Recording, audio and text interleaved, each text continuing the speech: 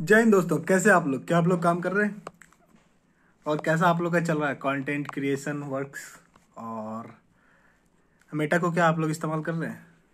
मैं बोला था ना कि Meta will be the next big future of Indian creator economy, and Indian creator economy will be booming very fast and rapidly. इस बात का ना मार्क भैया ने ना बहुत अच्छे तरीके से जो है ना उसने इस चीज़ को ना मतलब मार्केटाइज किया है। 2 दिन पहले तो मार्क भैया ने ये चीज़ अपडेट किया कि अब आप मैसेज, टेक्स्ट मैसेज, एएमए और इंडिविजुअल क्रिएटर को आप अपने प्लेटफॉर्म पे इनवाइट कर सकते हैं। आज मार्क भैया ने ना सोशल मीडिया का जो मेटा प्लेटफॉर्म है, जिसके अंदर फेसबुक, इंस्टाग्राम, मैसेंजर, व्हाट्सएप आता है ना, स्पेसिफिकली जो है ना मेटा की कम्युनिटी को उसने जो है ना उसने आज जो है ना सर्विस एड्रेसेबल कर दिया है।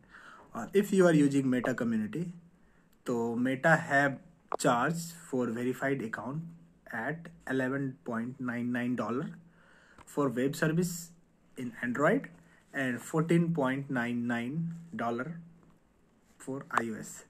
और ये जो टैक्स का और एपीआई डेवलपमेंट और इंडेक्स का जो कमीशन है ना, ये थोड़ा दुखदायक है।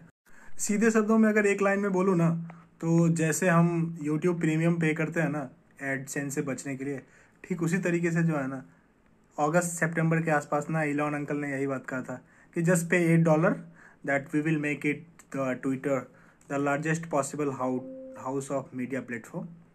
सेम वे मार्क भैया ने भी जो है ना बोल दिया है कि भैया जो वेरीफाइड मेटा अकाउंट होल्डर है ना, वो अगर iOS यूज कर रहे हैं तो उनको $14.99 पे करना पड़ेगा, और जो लोग वेब सर्वर इस्तेमाल करते हैं और एंड्रॉयड सर्विस प्रोवाइडर हैं उनको 11.99 पे करना पड़ेगा। यार मेरे को लगता है ना कि global world is now a global playground for each and everybody.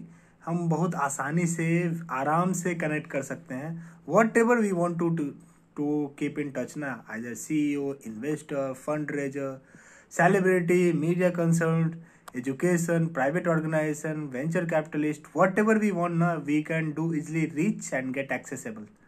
और मार्क जुकरबर्ग ने इस चीज़ का बहुत आसानी से फ़ायदा उठाया है। वैसे मैं आपको एक बात बताऊं, पिछले साल जो है ना ट्विटर ऑलमोस्ट $44 बिलियन कमा करके दिया था। यूरोपियन कंट्री से इन्होंने कमाए थे। एशिया में, स्पेशली इंडिया में तो ऐसे लोग नहीं दिखे हैं जिन्होंने ट्विटर के लिए। यार नेटफ्लिक्स के तो शेयर रेट गिरे थे, मार्केट प्राइस भी गिरा था, but the thing is that के डे बाय डे हमारे यहाँ जो डेटा पेनिट्रेशन है, डेटा कंजम्पशन है, that is growing J curve directly और एक्सपोनेंशियली ग्रोथ। तो यार मेरे को लगता है कि जो है ना government of India, information technology minister और इंडिया के टॉप 50 जो टेक कंपनी है, they have to think collectively कि इंडिया का वेब पेज होना चाहिए, Indian company that will manage web page, web browser history, क्योंकि data play and most significant and important role to mobilise, channelise AI, API, machine learning and रानिया 53 inclusively for the growth and development of our economy. Because the things is like के जिसके पास जनता है दुनिया उसकी सुनता है, और इंडिया में post Covid we are 145 crore, और 2023 के लास्ट में इंटरनेट पेनिट्रेशन ऑलमोस्ट 80 करोड़ से प्लस हो जाएगा। और जब 80 करोड़ से प्लस इंटरनेट पेनिट्रेशन हो जाएगा ना, तो ये हम सब की परम ड्यूटी बनती है कि we should enforce to the government of India के सर अब नहीं तो कब डिजिटल फंड तो आपने डाल दिया है 1000 करोड़ का, या इससे ज़्यादा भी है, I don't know, but if you know just advice और share how much government of India had paid for digital democracy. But India, see the thing is that when we talk about global development and global expectation, तो हमारा पड़ोसी है China, वहाँ पे social media is being censored. Vivo नाम की एक company है जो कि वहाँ का वीवो जो है चाइना के लिए यूट्यूब भी है, वीवो चाइना के लिए जो है ना फेसबुक भी है, वीवो चाइना के लिए ऊबर भी है, वीवो चाइना के लिए जो है ना फूड पांडा और जोमेटो भी है। यार इंक्लूसिव मेटावर्स पे जब हम बात करते हैं तो हमारे को हमारे को भी जो है ना अपना एक वेबसाइट और सर्च इंजन और इंडिविजुअल प्लेटफॉर्म क्रिएट करना पड़ेगा। और this is the time that यार अब नहीं तो कब यार, अब तो मतलब ये हिंदुस्तान के लोगों की डिमांड है। अगर हम इंडिया में डेटा सेंटर बनाते हैं, अगर हम इंडिया में R&D सेंटर बनाते हैं डिजिटल डेटा टेक में, तो यहाँ के लोगों को काम मिलेगा, यहाँ के लोगों को काम मिलेगा। तो we should go for economic prosperity. हम अपना डेटा अपने तरीके से इस्तेमाल करें ना। हैदराबाद में बना ना अमेजोन का largest centre, data centre, Google का ही बनना चाहिए यार। फैंग के और भी कंपनी है, नेटफ्लिक्स से ही बनना चाहिए, माइक्रोसॉफ्ट के भी बनने चाहिए। And this is the time that we should tell और we should request to the government of India के भाई सब काम हो रहा है, डेटा सेंटर इंडिया में बनना चाहिए। क्योंकि data is the next big oil which will give the growth edge for the country development. This is my own view and I will request to the government of India के sir आपने digital democracy के लिए जो भी invest किया है, अब एक और भी टाइम है कि आज से ठीक 8 साल 9 साल पहले हम 1 GB डेटा रिचार्ज कराते थे ऑलमोस्ट 350 रुपीज़ में। आज लेस देन 2 रुपीज़ के भाव में हमको 1 GB डेटा मिलता है। ठीक है, अब ये एक रिवॉल्यूशनरी पाथ है जिसमें ऑलमोस्ट इंडिया में 80 करोड़ लोगों के पास इंटरनेट पेनिट्रेशन है। डिजिटल मोबिलाइजेशन बहुत आसान हो गया है। But think about that, we have created the cult of $5 trillion, जो कि हर एक 6 महीने में हम लोग $500 बिलियन जो है ना डिजिटली ऐड कर रहे हैं इंडियन ग्रोथ में। तो this is the time and honestly we can say that के यार आज़ादी के 75 साल हो गए यार, हमारे पास एक अपना सर्च इंजन नहीं है। हमने रॉकेट बनाया, हमने artificial intelligence based computer science बनाया, कंप्यूटर प्रोडक्ट बनाया, हमने कोविड का वैक्सीन बनाया, हमने सबसे फास्टेस्ट सेफेस्ट रेल नेटवर्क बनाया, हमने इसरो जैसा इंस्टीट्यूट बनाया। But this is the time that we should go for digital democratisations and Indian population have a huge potential. और लोगों में इस बात की अवेयरनेस होना चाहिए कि या let's we will build that for made in India, made for India, made for world. मतलब मेरे को यही लगता है कि हम बहुत खुश हो जाते हैं कि कोई इंडियन मूल का बंदा जो है ना USA की फैंग टॉप 5 कंपनी में जो है ना CEO बना है भाई। लेकिन वो USA का ही बंदा है, वो इंडियन मूल में उसके माँ बाप पैदा हुए हैं या वो पैदा हुआ है, उसके बाद वो USA जा करके काम किया है। 24/7/360/10 और 20 ईयर्स उसने काम किए हैं, तब वो वहाँ तक पहुँचा है। अगर वो सारी सुविधा हम इंडिया में देते हैं किसी साइंटिस्ट को, किसी इंजीनियर को, किसी PhD होल्डर को, तो डेफिनेटली इट विल ग्रो। हमको पूरी दुनिया के एक्सपेक्टेशन से अगर बात करेंगे ना, तो USA अपना 30% R&D में इन्वेस्ट करते हैं, each and every segment. Israel जो जिसमें सिर्फ 30 लाख लोग हैं, government of Israel also invest more than 7% जो उसका टोटल बजट है।